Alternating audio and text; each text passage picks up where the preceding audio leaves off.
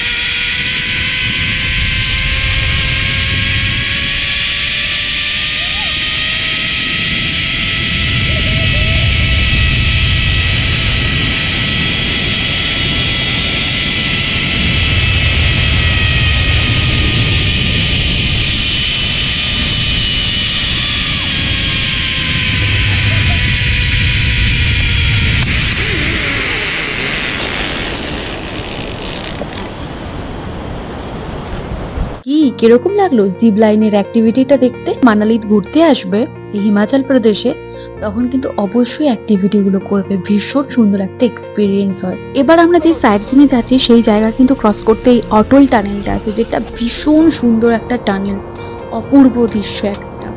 এই লেহ লাদাখ যাওয়ার একটা মাঝামাঝি কিন্তু পথ এই অটল টানেল, ভীষণ সুন্দর। এই টানেলটা কিন্তু বিশ্বের দীর্ঘতম হাইওয়ে টানেল, 10,000 ফুট উপরে। এবার আসি বেস্ট সময়, মার্চের মাঝামাঝি থেকে জুলাইয়ের লাস্ট উইক এর মধ্যে কিন্তু তোমরা এই মানালি আসতে পারো। আর যদি তোমরা চাও যে স্নোফলের বেস্ট টাইম, সেটা কিন্তু ডিসেম্বর থেকে ফেব্রুয়ারি। কিন্তু ডিসেম্বর ফেব্রুয়ারি স্নোফলস এর জন্য বেস্ট টাইম হলো আমরা কিন্তু এই মে মাসে কিন্তু একটু হলেও স্নোফলস পেয়ে গেছিলাম। ভীষণ আমরা ভাবিনি যে আমরা স্নোফল দেখতে পাবো। যেদিন আমরা অ্যাক্টিভিটি করবো বলে বেরিয়েছিলাম সেদিন বৃষ্টি হচ্ছিল, ওয়েদারও খারাপ ছিল, কিন্তু তার সাথে সাথে বৃষ্টির সাথে সাথেও কিন্তু স্নোফল আমরা পেয়ে গেছিলাম। জিপ লাইন তো কমপ্লিট হয়ে গেল। এবার কিন্তু যাচ্ছি নেক্সট অ্যাক্টিভিটির দিকে। মানালি থেকে মাত্র 15 কিলোমিটার দূরে অবস্থিত সোলাং ভ্যালি এবং রোটাং পাস, এই দিকেই কিন্তু আমরা যাচ্ছি। এখানে সমস্ত রকমের অ্যাক্টিভিটি করা হয়। আর আরেকটা কথা, মানালি থেকে সাইট সিনে যাওয়ার আরেকটা জায়গা হলো শিশু, যার দৃশ্য বিভৎস সুন্দর এবং বরফে পুরো ঢাকা। কিন্তু আমরা যখন মে মাসে গেছিলাম সেই জন্য আমরা কিন্তু এই শিশু দেখতে পাইনি, রাস্তা বন্ধ ছিল। যেহেতু রাস্তায় প্রচণ্ড বরফ পড়েছিল, কাটা হচ্ছিল বরফগুলোকে দিয়ে, রাস্তা ক্লিয়ার করা হচ্ছে। অথচ আমরা যেদিন বাড়ি ফিরলাম সেদিন কিন্তু শিশু জায়গাটা খোলে। যাই সেই জন্য আমাদের আর শিশু জায়গাটায় যাওয়া হয়নি এবং দেখতেও পাইনি, যেহেতু বন্ধ ছিল। যাই হোক, নেক্সট টাইম এই মানালিতে আসতে হবে অন্তত শিশু দৃশ্যটা দেখার জন্য, কি বলো তোমরা? যাই হোক, চারিদিকে শুধু বরফের ঢাকা পাহাড় আর পাহাড়, অপূর্ব দৃশ্য, অপরূপ দৃশ্য প্রকৃতির, সত্যি স্বপ্নের মতো লাগছে যেন একটা। দেখো তো।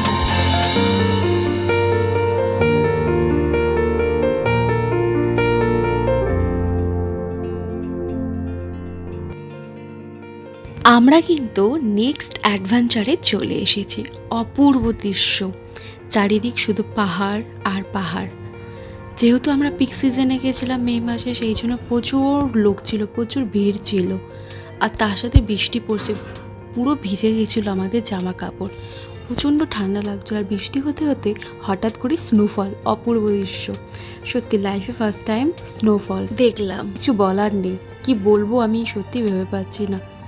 এই সমস্ত করতে এবং ড্রেসের যা যা দাম ছিল আমি কিন্তু ডিসক্রিপশান বক্সে দিয়ে দিয়েছি, তোমরা চাইলে অবশ্যই চেক করতে পারো। তো আমাদের অ্যাডভেঞ্চারগুলো তোমরা দেখতে থাকো।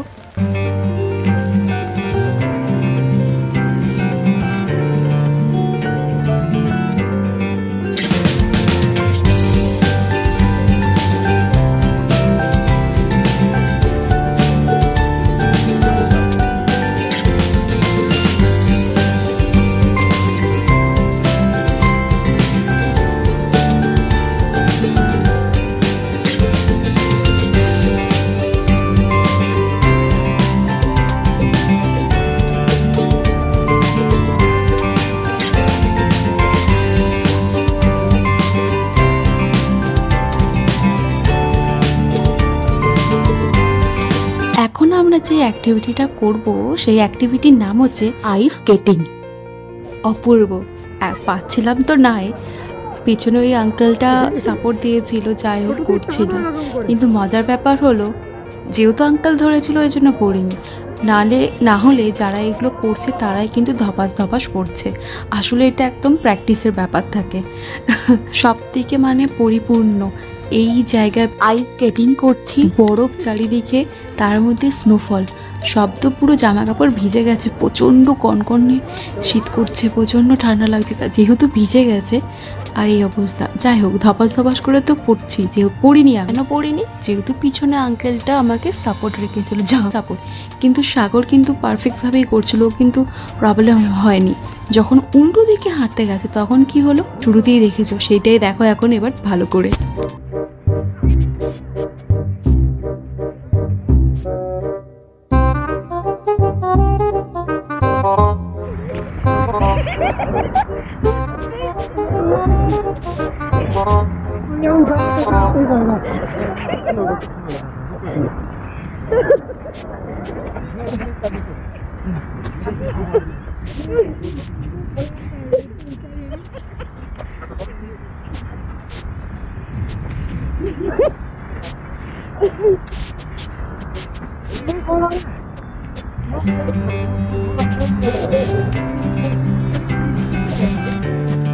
আমার তো ভীষণ হাসি পাচ্ছিল, পড়ে গেছে কোথায়, ওকে তুলবো তা না, মানে এত হাসি পাচ্ছে। যাই হোক, আঙ্কেলটা ছিল, আঙ্কেলটা তুলে নিয়েছে। শুধু সাগর বলে নয়, যতজন আইস স্কেটিং করছিল তারা প্রত্যেকে পড়েছে।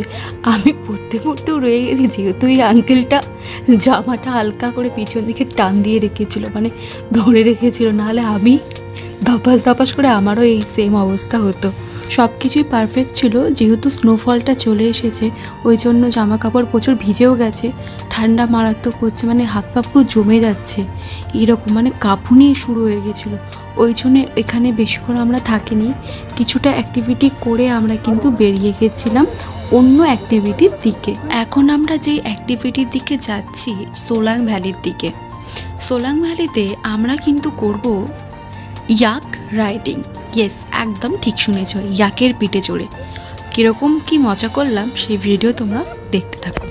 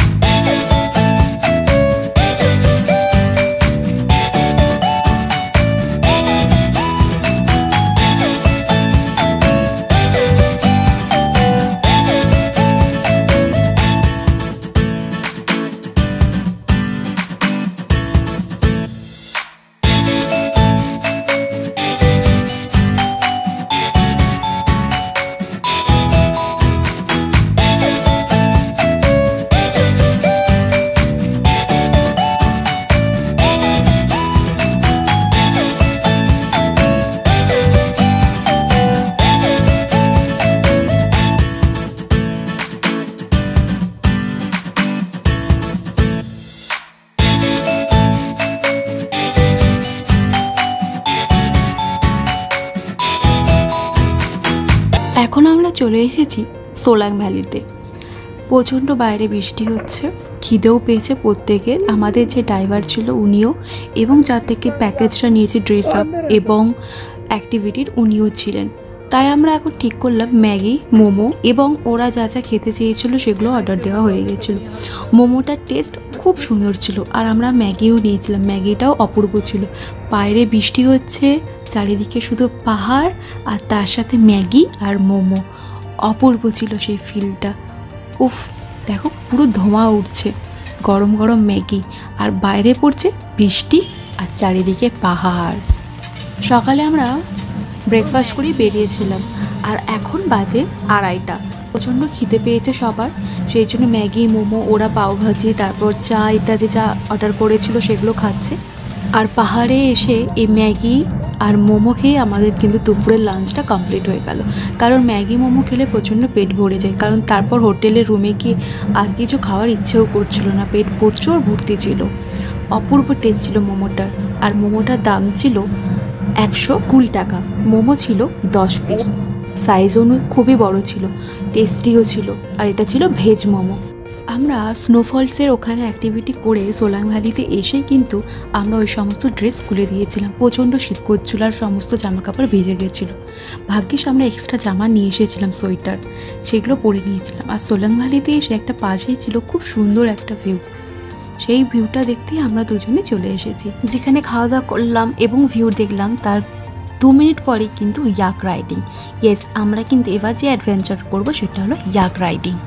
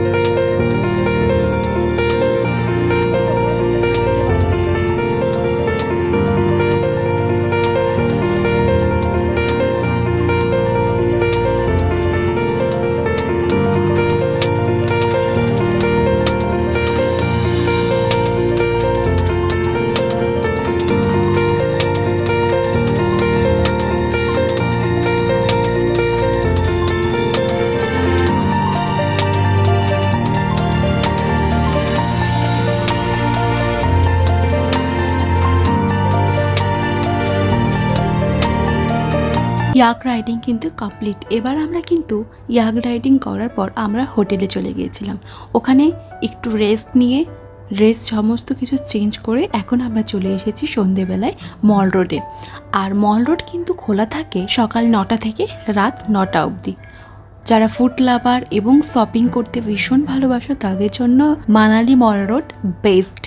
তো দেখতে থাকো।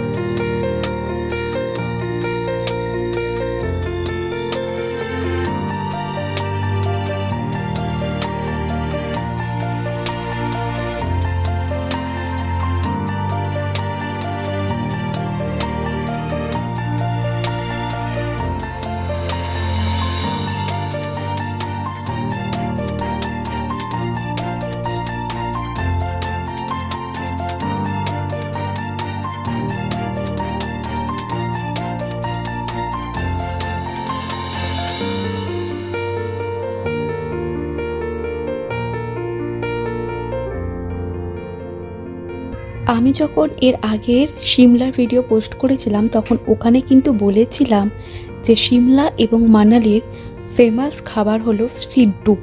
আর সেই সিড্ডু কিন্তু আমরা সিমলাতে টেস্ট করিনি, আমরা ডিসাইড করেছিলাম মানালিতে গিয়ে টেস্ট করব। সেই জন্য আজকে কিন্তু সিড্ডু টেস্ট করব। তো সিড্ডু কোথায় পাবো খুঁজতে খুঁজতে মল রোড খুঁজছি, যেহেতু পুরো মল রোডে ফুড লাভারদের জন্য এবং শপিং লাভারদের জন্য একদম পারফেক্ট জায়গা। এখানে আবার একটা দারুণ জিনিস দেখলাম, মল রোডে যে গরম গরম জিলিপি ভাজছে।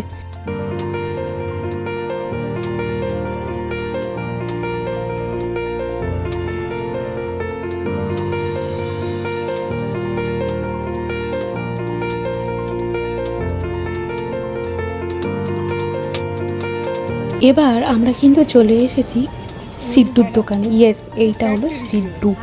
জানি না কেমন খেতে হবে, দেখা যাক কীরকম লাগে খেতে। দেখে তো মনে হচ্ছিলো খুবই ভালো লাগবে খেতে, মানে এত সুন্দর, বেশ বড় বড় পিস, আবার ছোট ছোট পিস করে দিচ্ছে। ভেতরে বেশ একটা গ্রিন কালারের কি একটা বেশ দেখতে লাগছে, বেশ ভালো লাগছে। এবার হচ্ছে খাওয়ার পালা। घी लगाते हैं हम। क्या क्या घी? हाँ, ना ना ना ना कुछ मत दीजिए मत दीजिए।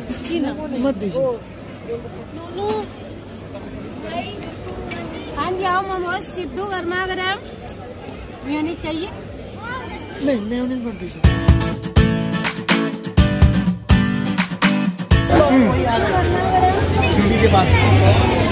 आओ जेकी चलो। बात नहीं है इधर। हाँ ना।